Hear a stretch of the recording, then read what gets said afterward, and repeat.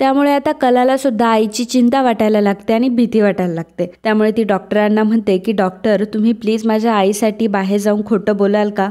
नमस्कार मंडळी, लक्ष्मीच्या पावलांनी या मालिकेच्या आजच्या भागात आज आपण बघणार आहोत। संगीताला चेक करण्यासाठी आता त्यांचे फॅमिली डॉक्टर आलेले असतात आणि ते विचारतात की काय झालं यांना। बाबा सांगतात की काय माहिती अचानक चक्कर येऊन पडली ती। तिथे कपाटात लपून बसलेली असते। काजू देखील पाईपने चढून खिडकीमधून आलेली असते। डॉक्टर म्हणतात की आता एक काम करा, तुम्ही इथे पेशंट समोर गर्दी करू नका, तुम्ही सर्वजण बाहेर जा। त्यामुळे आता सर्व चांदेकर बाहेर जातात। काजू लगेच खिडकीतून उडी मारून मध्ये येते। काजू बाबांना सांगते की बाबा तुम्ही बाहेर जा आणि बाहेरची सिच्युएशन तुम्ही हँडल करा, आम्ही आतमध्ये बघतो। बाबा आता तिथून निघून गेलेले असतात। पटकन कपाटातून बाहेर येते आणि संगीताजवळ येऊन बसते आणि म्हणत असते की अगं आई काय झालंय तुला, तू डोळे उघड बरं आधी। संगीता आता हळूच डोळे उघडते। डॉक्टर म्हणतात की अहो थांबा, मला तुम्हाला चेक तर करू द्या। संगीता म्हणते की नाही नाही मी बरी आहे। कला म्हणते की आई तू सकाळी बीपीची गोळी घ्यायला विसरलीस। मित्रांनो, जर तुम्ही आपला चॅनल रोज बघत असाल आणि तरीसुद्धा अजून सबस्क्राईब केलं नसेल तर प्लीज चॅनलला लगेच सबस्क्राईब करा आणि बेल आयकॉनवर देखील क्लिक करा, धन्यवाद। तर म्हणत असतात की एक मिनिट, नेमकं तुमचं काय चाललंय। ही काजल तर मला खाली म्हणाली की तुम्ही दरवाजातून बाहेर जा, मी खिडकीतून आतमध्ये येते, आणि ही कला तर कपाटामध्ये लपून बसलेली होती, नक्की चाललंय तरी काय तुमचं। संगीता म्हणते की अहो डॉक्टर तुम्हाला सांगितलं ना मी बरी आहे, मला काय पण झालेलं नाहीये। तर कला म्हणते की अगं आई बाहेर सर्वजण काळजीत आहे, डॉक्टरांना एकदा तरी तपासू देत तुला माहितीये का बाबांना किती टेन्शन आलं होतं। काजल म्हणते की अगं ताई जाऊ दे ना, तुला माहितीये का हे सुद्धा नाटक असणार आहे, बरोबर नाही। संगीता म्हणते की नाही ग, नाटक नाहीये। अगं जेव्हा मला गुरुजीने सांगितलं ना की नैनाचं आणि अद्वैतचं लग्न 1 वर्षानंतर आहे आणि मुहूर्त आता सध्याचा नाहीये, तेव्हा अचानक मला गरगरायला लागलं आणि आता माझ्या नैनाचं पुढे काय होणार अशी मला खूप चिंता वाटायला लागली आणि त्यापुढे काय झालं मला खरंच काही माहित नाही। तर इकडे बाहेर चांदेकर देखील चिंतित असतात की संगीताला नक्की काय झालं। नैना मात्र तरी सुद्धा आईचं टेन्शन घ्यायचं सोडून राहुलचं टेन्शन घेत असते आणि त्यावेळी अद्वैत तिच्या जवळ बसतो आणि म्हणतो की नैना मला माहिती आहे की सिच्युएशन खूप गंभीर आहे, परंतु तू टेन्शन घेऊ नको, मी आहे ना, आणि जर तशी गरज वाटली तर आपण कोल्हापूरमधील बेस्ट हॉस्पिटलमध्ये त्यांची ट्रीटमेंट करूयात। आबा सरोजला म्हणतात की सरोज आपला अद्वैत संसार करायला रेडी झाला बरं का, आता तर तो तिच्या घरच्यांची सुद्धा काळजी करायला लागलाय, शेवटी तुझ्याच तालमीत तो तयार झालाय ना, तो नक्कीच चांगला जोडीदार होणार बघ। तर इकडे रोहिणी ही दाराला कान लावून बसलेली असते। तर संगीता म्हणत असते की मला लवकरात लवकर माझ्या नैनाचं लग्न करायचंय। डॉक्टर म्हणत असतात की हो आधी तुम्ही पूर्णपणे बऱ्या तर व्हा। तर संगीता म्हणत असते की अहो मी बरी आहे डॉक्टर, मला फक्त तुमच्याकडे एक विनंती आहे की तुम्ही बाहेर जाऊन सगळ्यांना सांग मला काहीतरी खूप मोठा आजार झालाय आणि ह्या वर्षभरात माझं काही खरं नाही। हे ऐकून कलाला धक्का बसतो। कला म्हणते की अगं आई तू काय बोलतीयस हे। डॉक्टर म्हणतात की अहो वहिनी काय बोलताय तुम्ही, मी एक डॉक्टर आहे आणि माझी काही तत्व आहेत, पेशंट बद्दल चुकीची माहिती मी कधीच देऊ शकत नाही। संगीता म्हणते की डॉक्टर मी तुमच्या पाया पडते, हात जोडते, परंतु तुमच्या एका शब्दाने माझ्या नैनीचं आयुष्य बदलणार आहे, एका आईसाठी फक्त एवढं करा। डॉक्टर म्हणतात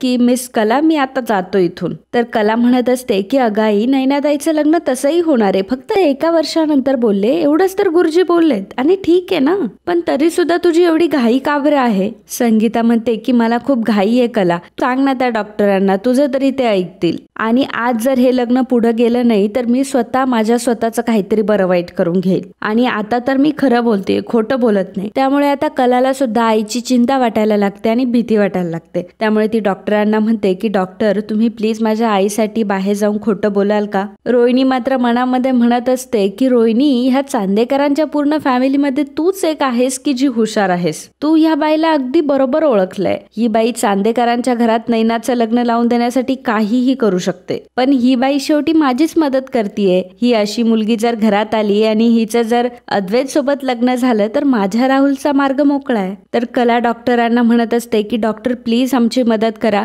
तर डॉक्टर म्हणत असतात की हे बघ कला, तुलाही माहितीये की ही चुकीचं आहे आणि मी चुकीच्या गोष्टी नाही करू शकत। कला म्हणत असते की डॉक्टर प्लीज तुम्ही खोटं बोलू नका, झालंय तेच सांगा, सगळं काही आईच सांगेल, परंतु फक्त तुम्ही त्यावर काही रिॲक्ट करू नका। तर डॉक्टर आता बाहेर आलेले असतात। चांदेकर विचारतात की काय झालं होतं त्यांना। डॉक्टर म्हणतात की खरं तर बीपीमुळे त्यांना चक्कर आली झाली होती, परंतु पुन्हा जर त्यांना असा काही धक्का बसला तर त्यांना परत चक्कर येऊ शकते. तर नैना आता नाटकं करत असते की मम्मा तुला काय झालं होतं हे बघ, तुला जर असं काही झालं ना तर मी जगू शकत नाही. संगीता म्हणते की अगं काही नव्हतं झालं एवढं, आणि ती आबांना म्हणत असते की आबाजी मला असं वाटते की मी जास्त वेळ नाही जगणार. तर सरोज म्हणत असते की अहो काय बोलताय तुम्ही हे. बाबा म्हणत असतात की संगे काही असं वंगाळ बोलू नकोस ग. संगीता म्हणते की आबाजी मला फक्त एवढंच वाटतं की मी जोपर्यंत धडधाकट आहे तोपर्यंत माझ्या नैनीचं लग्न व्हावं. रजनी म्हणते की अहो या एका वर्षात होईलच की लग्न. संगीता म्हणते की अहो हे 1 वर्ष खूप मोठं आहे, आणि जर ह्या 1 वर्षात मला काही झालं म्हणजे. अद्वैत म्हणतो की नैनाची आई तुम्ही जास्त टेन्शन घेऊ नका आणि तुम्हाला काही होणार नाही, माझा विश्वास आहे. तर नैना मनामध्ये विचार करत असते की हे सर्व काय चाललंय आणि मम्मा हे सगळं काय करतीये.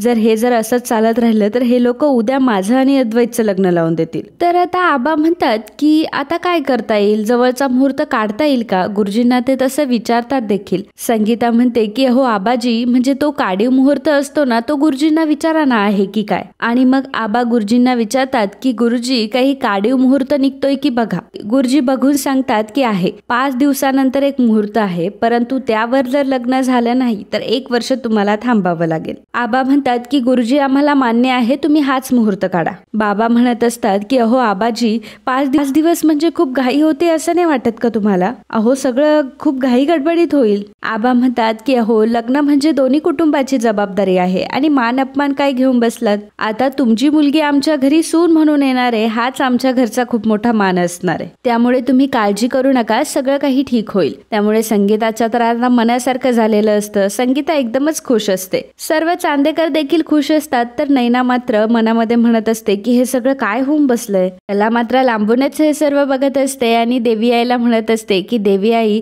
खरंच तू आईच्या आणि ताईच्या सगळं मनासारखं केलंस. ताईला हवा तसा जोडीदार सुद्धा भेटलाय, खरंच खूप धन्यवाद. तर आता सर्वजण त्यांच्या घरी आलेले असतात. संगीता म्हणत असते की माझ्या नैनीनं तर अक्षरशः नशीब काढलंय. तर आधी आपण म्हणत होतो की पास कसे भेटणार, आपण चांदेकरांच्या घरी कसे जाणार, आणि आज बघा आपण चांदेकरांशी सोयरीक जमवून आलोय. सगळं कसं असं सिनेमा चालू असल्यासारखं वाटतंय. बाबा म्हणतात की जरा तू शांत बसशील का. आज तू जसं सोंग आणलं तसं श्रीमंतीचं कसं सोंग आणशील ग, आणि पैशांचा सोंग कसं आणणार आहेस आता तू. तर नैना म्हणत असते की बाबा तुम्ही अतिशय बरोबर बोल, मी सुद्धा तुला तेच सांगते की आपण किती खोटं बोलणार आहोत. अगं मला इतक्या घाईमध्ये लग्न नाही करायचंय. तेव्हा संगीता म्हणते की नाही तू आता गप्प बस, नाही तर उलट्या हाताची ठेवून देईन तुला. आणि मी हे सुद्धा बघणार नाही की तुझं लग्न 4 दिवसावर आलंय. केव्हापासून बघते की सारखी पिरपीर चालू. तुझ्या लग्नासाठी मी काय नाही केलं ग. सुकन्या मावशीने तिचं घर दिलं. तुझ्या बाबांना तिथे यायचं नव्हतं तर मी कलेची शपथ घातली त्यांना, तेव्हा ते तिथे आले.